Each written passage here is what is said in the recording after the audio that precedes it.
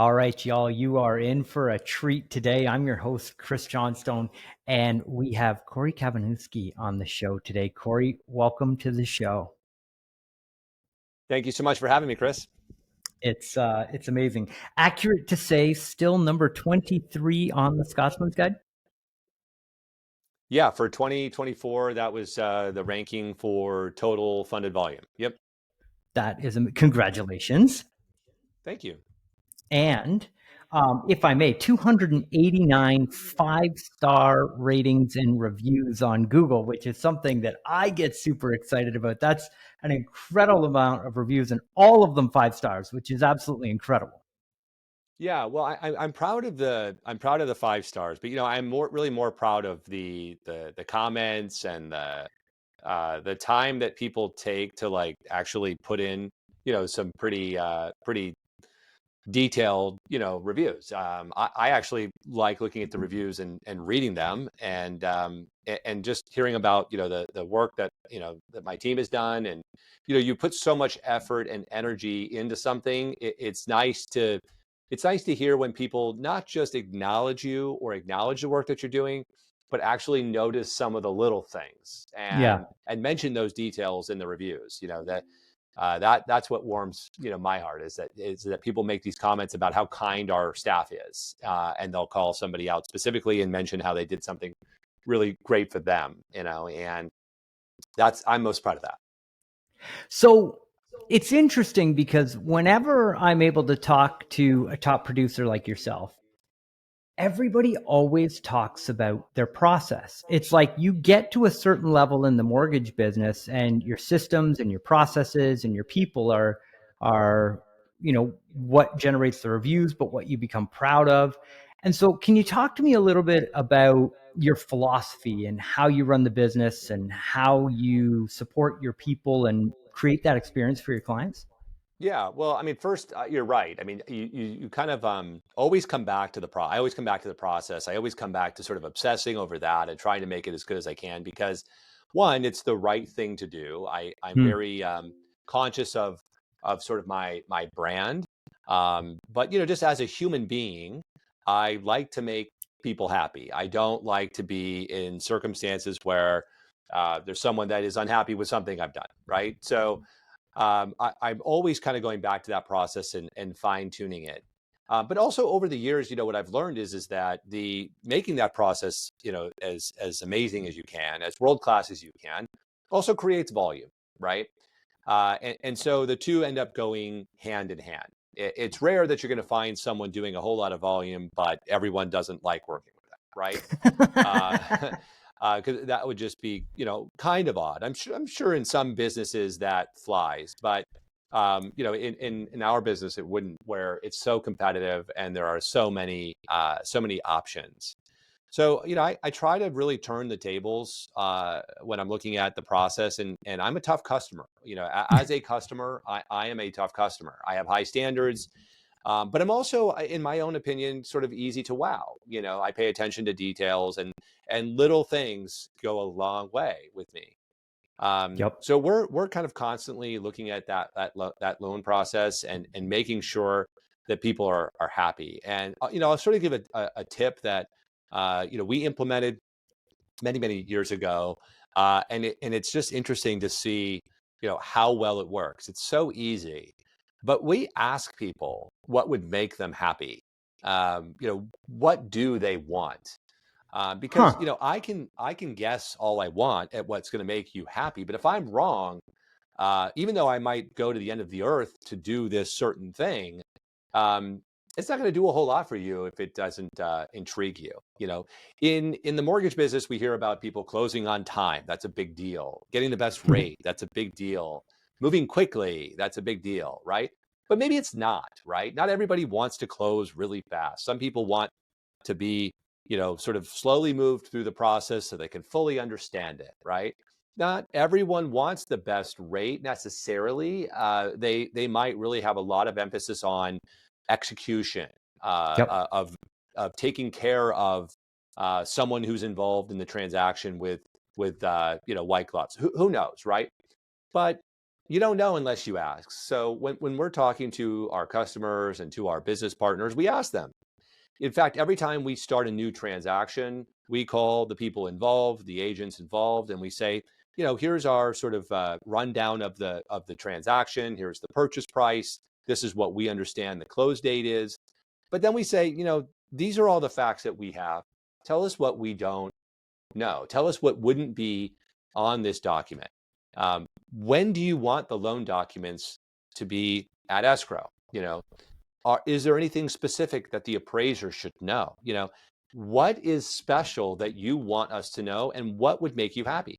And when you know that, it's very easy to get 5-star reviews, because all you have to do is do what they told you to. And if you can't do That's that, incredible.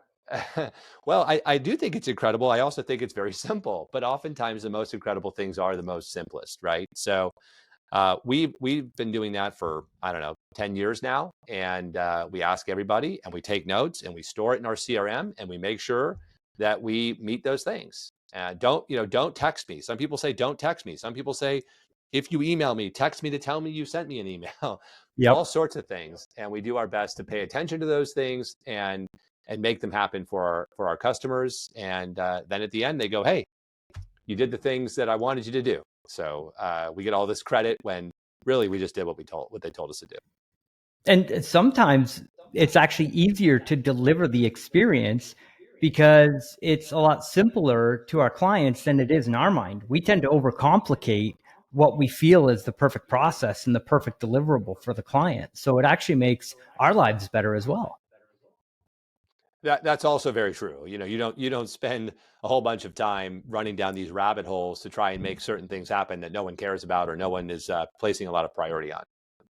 Yep. Now, Kory, our last episode that we did was one of our most downloaded episodes over time. And I think the reason was I put together a little email series about working with financial planners and how you need to have that as one of the things that are on your radar. And you're one of the best in the country at working with financial planners. Can we discuss that a little bit and how you approach? Because I think your process is really kind of built around also giving that incredible experience to the referral partner that you have in the business as well. Yeah. I mean, look, there's like I don't know, 20 reasons why you're crazy if you're not, bringing financial advisors into the conversation at every opportunity. Yep. First of all, most loan officers, and me included, are not qualified to play the role of financial advisor, right? Yep. Sure, I can tell you that if you put down an extra 5%, it will lower your payment and it will maybe lower your interest rate. And maybe that's financial advice. I don't know that is, because maybe putting that extra 5% down is going to change their retirement age, or Yep. is going to change the performance of a 529 account and dictate what type of college their kid goes to. And I think it's very easy for us as loan officers to take this stuff very lightly and say, hey, listen, down payment's just simple. I mean, 10% is going to save you a lot of money. Here's the amount it saves you.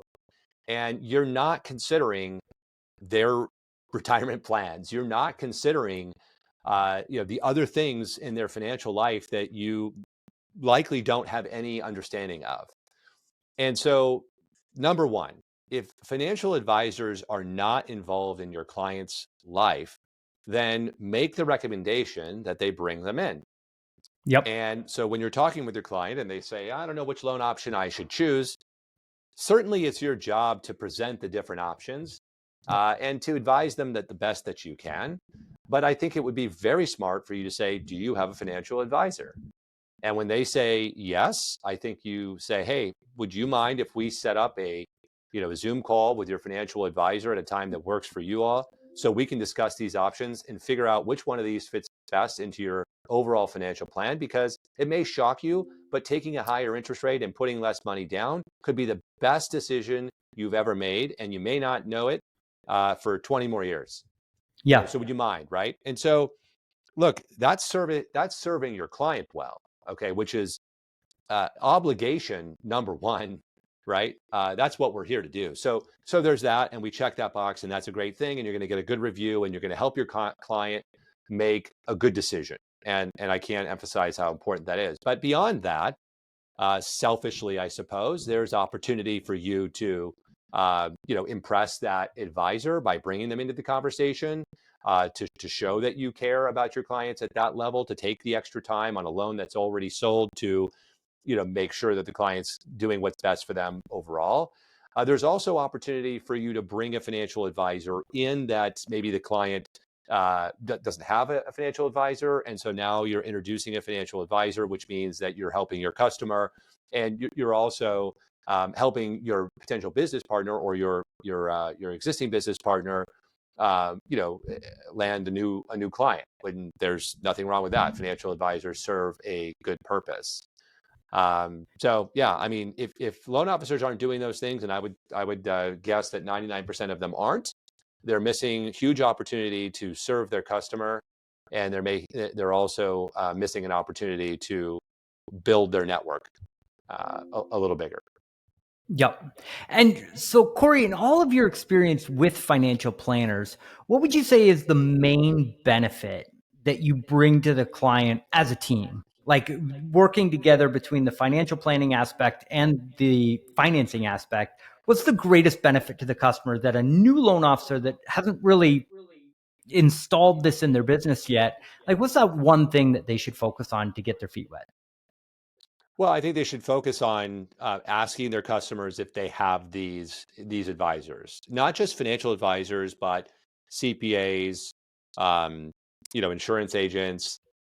I think as people listen to this, they probably think, well, I always tell my clients to get homeowners insurance, and I always pass along certain someone's name or maybe two names, right?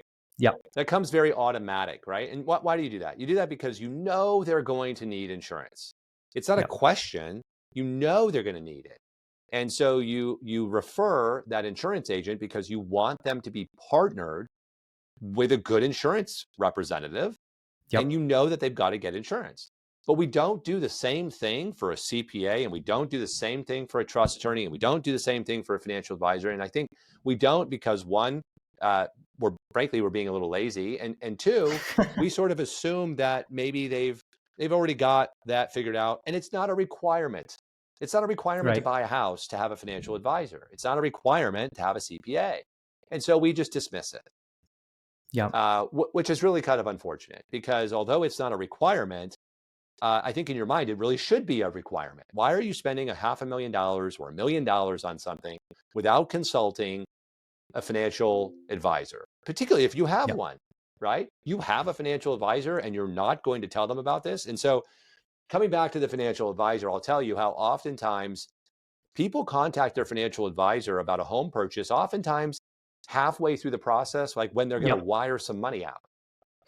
Hey, we're buying this house and we need to free up some cash, right? And that's Right. how the financial advisor is learning about this. Mm-hmm. That's not a very good plan. That's not a good way to go. Yep. And so the financial advisors that the clients who already have financial advisors, when you bring them into the mix, as I suggested early on, they'll also appreciate that, because the last thing a financial advisor wants is out of nowhere, hey, I need to liquidate 200 grand out of my account, right? Right. Shoot, had I Yep. known that, we would have done it a week ago.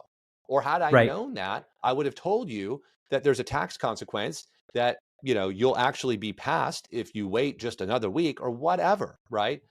So yeah, get the financial advisor, get the CPA, get the trust attorney, get these people, get them involved, get your customers thinking about these different partners, because they can do so much for your clients.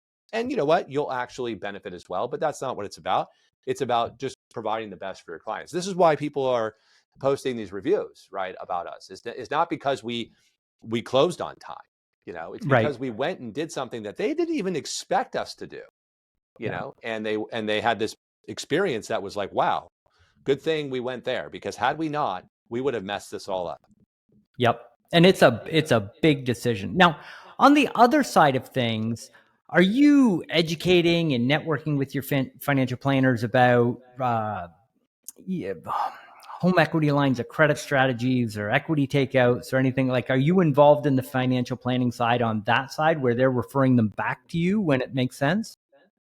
100%. Yeah. I mean, this is what happens, right? Is you become the sort of go-to person, right? So you might think, well, this person's been a financial advisor for 20 years. Certainly they understand the mortgage business. Yeah, they probably do better than most, but they don't necessarily know all the latest and greatest, right?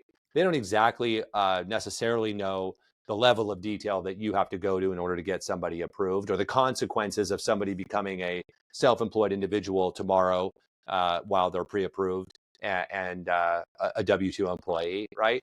So, when you show financial advisors that this is how you operate and this is the level of detail that you use in your business, they start to look up to you, Yep. right?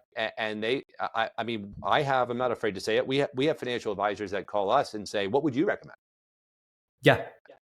Yep. And that's flattering, and also shows you that they respect you and that they appreciate the way you think through things and the way you plan and the way you handle customers. Yeah. And I remember from our last episode, you have financial advisors that come to you for their mortgage, that Oh, use you for absolutely. their, and that the ultimate sign of respect, um, which is fantastic. Now, Kory, so to someone who's listening to us for the first time, can you give us a breakdown of like where the majority of your business comes from? Yeah, well, there's sort of three buckets that are all very important, but financial advisors are one. My database is really the biggest one. Yep. And the database just is gotten to be fairly significant in our case, in my case, and I really attribute that to me when I got in the business in 2002, I should say. So what, 23 years ago? I was going to say 2022, which is clearly not accurate. I But think you could yeah, do it. yeah. When I got into the business at that point, I listened to the experts out there that were big. Tim Brahim was a huge one for me. Mhm. And I listened to everything he had to say. They didn't have podcasts like this one. They didn't have super cool stuff like what you do now, but they had the equivalent at that time. And so I had Yep. Loan Toolbox, and he said, have a database, and you're crazy if you don't, and trust me, you'll be glad you did it. And it was a ton of work, and I did it. And Yeah. so that the first day I got in this business, I was databasing, and not just putting names in a system, but keeping track of them and touching base with them and updating them. And it's the amount of diligence that we put into that is tremendous every day, even now, right? And that's just a big one for us. It is just keeping in touch with our database in a way that is meaningful, not sending them And recipes necessarily for things, although we do a little bit of that. Mostly it's, hey, are you aware of how this big beautiful bill changes things for you tax wise? Have you mhm. discussed it with your CPA? Hey, your homeowner's insurance is going to expire in a month. Homeowners insurance is tough in your market right now. Get ahead of it. Talk to the right people. Things like that, where people are like, you know what? I'm glad you called, because I didn't know that. Yep. So database is big. Realtors obviously continue to be a big bucket for us, and then financial advisors. That's where most of my business comes from. Is those three things. Those three things. So I'm huge on the database aspect of things because I feel it's underserved in our market and it's something that everybody can benefit from. But again, when you talk to top producers, it is by far every single one of them has database in the top three. Absolutely 100%. So how often are you communicating to the database? Well, it depends on what you would consider communicating, but if you look at all the different ways in which we communicate, we do, a monthly email, effectively through HomeBot. So there's that. Yep. We are doing, mailers, like old school, mailing, USPS sort of stuff. Uh, No seven way. or eight, oh yeah, 7 or 8 times a year. Um, we are doing calls once a quarter.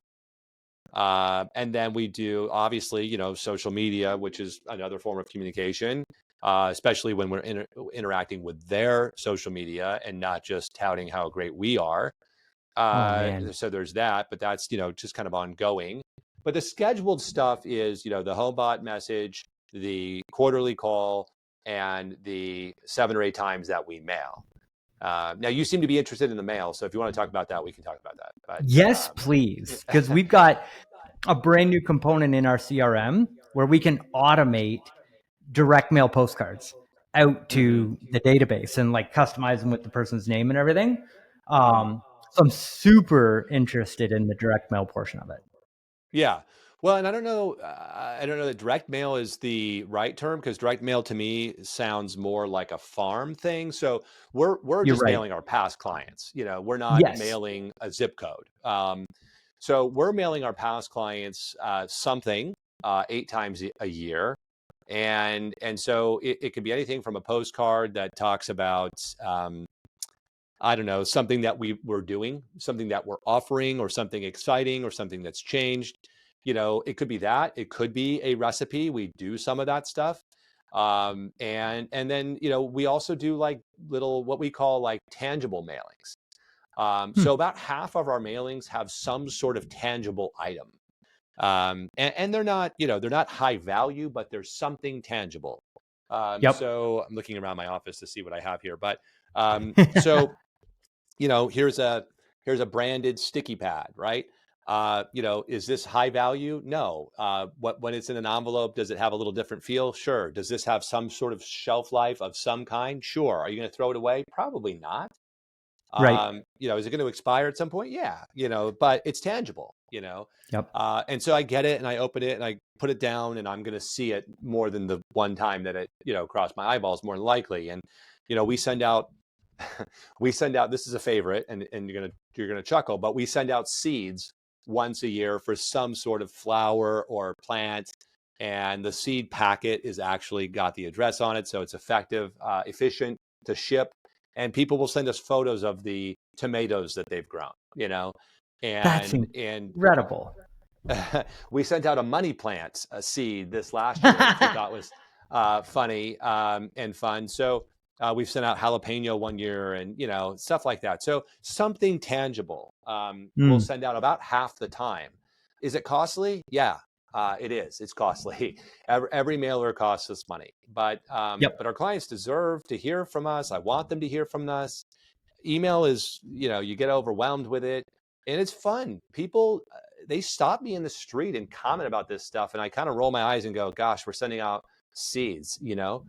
But if you got those seeds and you remembered that I'm the one who sent them to you, I'm winning with that. That's And oh, that's what I want to do. I'm a student of Dan Kennedy, and I love all of the old school direct response, and the lumpy mail stuff is, I've done a bunch. We've sent calculators out. We've sent all kinds of really just interesting things to get people's attention. And I learned a gentleman, I forget who told it to me, but so I won't say, but he said, if your marketing gets somebody to tell somebody else about it, you've won. And I feel like those mailers absolutely do that.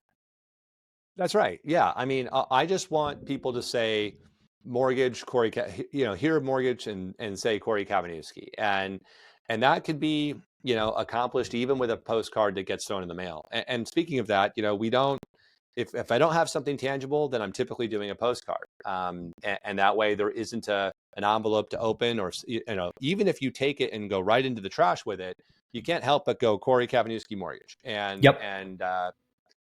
If we haven't personally spoken in a year or 2 years, you probably still remember who I am because I'm in front of you. And when I tell you that a large percentage of my business, 40% or so, is just from my database. And, we're talking last year, I think we did, what did you say, 280 million or something? Yeah, it costs money to run a business, right? But to me, Yep. that communicating with my clients is not something I'm going to skimp on. Now, if I was sending direct mail, I would not be probably doing it that way. I'm not an expert in that field. I don't pretend to be, so I can't advise people on it. But I don't know that I'd be spending to the level that I am if we're talking about just cold mailers to, people I don't know. Yes, and and I misspoke there. We're doing it as a database strategy. So upload it to your database. You've got their address in there, and then the system is sending out to past customers, we're not farming through direct mail. It's a database strategy. And Kory, like, thank you so much for being so generous with your time. Do you have a couple more minutes to share with us? Yeah, I have about 5 more minutes. Okay, perfect. So you said something about social media that I think almost everybody in the mortgage industry is missing. And you just, off the cuff said, "Oh, social media," but, you know, not outbound. We're engaging with them. Can you unpack that for us? Sure. And I learned this, from another loan officer that is well known, and I got the privilege of seeing speak at some point in my career. And I think it's easy for not just in business, but in general on social media for us to be a little self-absorbed and Hmm.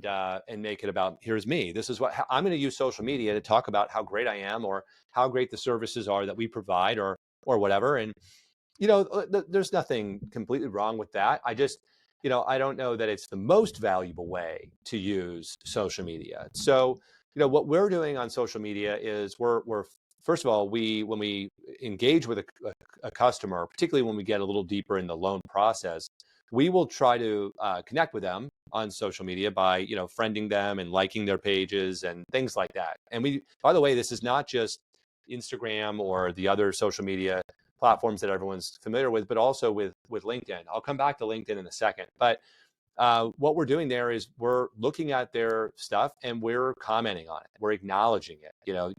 Your baby's adorable. Congratulations on your retirement, whatever it might be, right?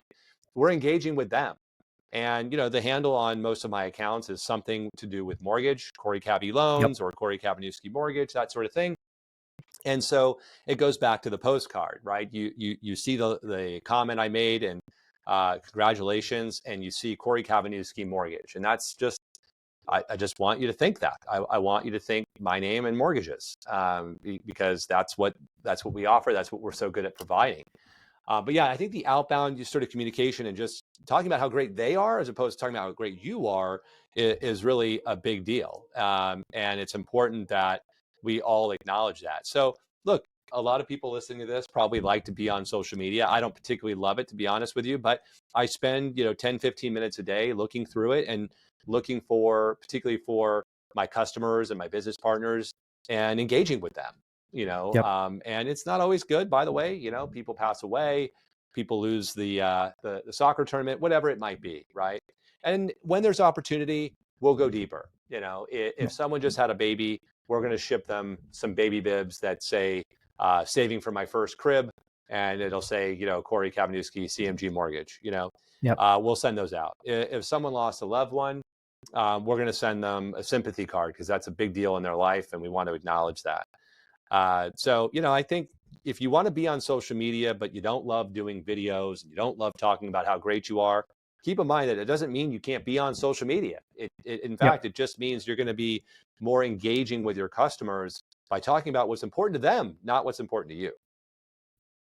I could not agree more. That is so well said. And you mentioned LinkedIn. Yeah. Okay. So with LinkedIn, I feel like when I first engage with a customer, maybe it's the first consultation, maybe they've come into my office or we've done a Zoom meeting, something like that. Maybe it's a little premature and awkward to say, hey, do you want to be friends on Facebook and exchange photos of our children? Right. But I don't think it's, unprofessional or inappropriate to say, check out my LinkedIn page, because Yep. if I'm a customer and I'm a potential customer and I'm checking something out, I'm doing my research, I'm doing a consultation, what's the next thing I'm likely going to do? If not the first thing I'm going to do, is I'm going to go to the web and I'm going to research them. I'm going to Google them. And, in my case, I'm somewhat fortunate in that I have a unique name. So there's only one of me. Um, you're going to find me, you're going to find my reviews and things. But I want to also just kind of maybe point you in a good direction to go, right? And so I'm going to try and find my potential customers on LinkedIn and connect with them there. Why? Well, I'd like them to see my LinkedIn page. They can see that I've been doing this a long time. They can see that I've been recognized by some pretty reputable different places, including a couple of podcast episodes with you. and other things, right? And they can see my resume, right? So Yep. it's a way of me basically being able to say, hey, check out my resume. I'm proud of it, without exactly saying that. Yeah. So there's that, right? Then they're also, if they connect with me, they're also going to see some posts that I might put up there. By the way, I can't tell you how often I use that when I'm looking at a loan application. And do I need to call this customer and figure out exactly what their start date was? Or do I already have this information right in front of me? So it's not to go back to the financial advisor thing, but there's always these auxiliary benefits Yep. that come from some of the steps that you take, some of the processes that you have. So one last gem, when I get the financial advisor involved, you know what else I get to do? I get to bug them for documents, and I get to let them, I get to let them do some of the heavy lifting. And now my customer is really appreciating the fact that they've synced up with me, because here I am now saying, don't worry about providing some of the items that you would normally provide. I already spoke with Susan, your financial advisor, and she sent them to me securely, right? Yep. And don't worry, she told me you have a trust, and we've got that covered as well, right? So now you're just feeling like there's no chance I'm going to go do this somewhere else, because this is kind of doing it for me, like this is Yep. great. And it's hard to say that a loan process is great if you're a customer, because it's awfully intrusive, but people say that. And so yeah, the side benefit of kind of finding people on LinkedIn like that is that you also get to know a little bit about them, which could help you when you're trying to get a loan approved. Oh, absolutely. And just the general conversation with the client. Kory, this has been so valuable. Thank you so much for being on the show and for sharing with our audience. If loan officers are listening to this, they want to learn more about you, they want to find more about you, where do people go? To Google.